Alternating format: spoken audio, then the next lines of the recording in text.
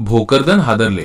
शेतकरी पुत्रांवरील गुन्ह्यांच्या निषेधार्थ क्रांतिकारी शेतकरी संघटना रस्त्यावर. भोकरदन.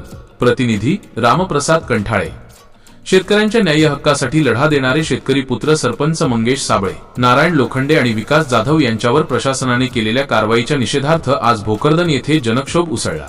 क्रांतिकारी शेतकरी संघटनेने या आंदोलनात प्रत्यक्ष सहभाग नोंदवत 353 सारख्या गंभीर गुन्ह्यांविरुद्ध एल्गार पुकारला आहे. नेमके प्रकरण काय? शेतकऱ्यांचे रखडलेले गायगोठा अनुदान, सिंचन विहीर आणि कुशलचे पैसे मिळावेत यासाठी नारायण लोखंडे व विकास जाधव यांनी 5 दिवस आमरण उपोषण केले. मात्र प्रशासनाच्या ढिम्म कारभारामुळे संतप्त झालेल्या सरपंच मंगेश साबळे यांनी तहसीलदार दालनात डफली बजाव आंदोलन केले. या आंदोलनाची दखल घेण्याऐवजी प्रशासनाने मंगेश साबळे आणि त्यांच्या 12 सहकाऱ्यांवर सरकारी कामात अडथळा आणल्याचे कलम 353 गुन्हे दाखल केले. तहसीलवर धडकला लक्षवेधी मोर्चा.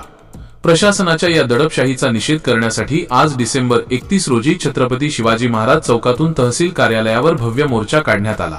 शेतकऱ्यांच्या मागण्या मान्य करा, अन्यथा आंदोलन अधिक तीव्र करू, अशा घोषणांनी भोकरदन परिसर दणाणून गेला होता. क्रांतिकारी संघटनेची धारदार साथ.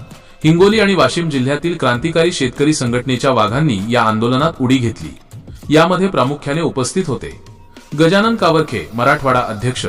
शेतकऱ्यांच्या पोरांवर गुन्हे दाखल करून आमचा आवाज दाबता येणार नाही. नामदेव पतंगे, हिंगोली जिल्हाध्यक्ष. प्रवीण मते, तालुकाध्यक्ष. सतीश इढोळे, युवा जिल्हाध्यक्ष, वाशिम. प्रमुख मागण्या: सरपंच मंगेश साबळे व सहकाऱ्यांवरील गुन्हे तात्काळ मागे घ्यावेत. 2. गायगोठा आणि सिंचन विहिरींचे रखडलेले अनुदान त्वरित वर्ग करावे.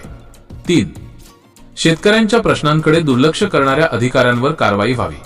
प्रशासनाने शेतकऱ्यांच्या सहनशीलतेचा अंत पाहू नये. आज आम्ही पाठिंबा दिला आहे, उद्या हेच आंदोलन संपूर्ण मराठवाड्यात पेटल्याशिवाय राहणार नाही. क्रांतिकारी शेतकरी संघटना.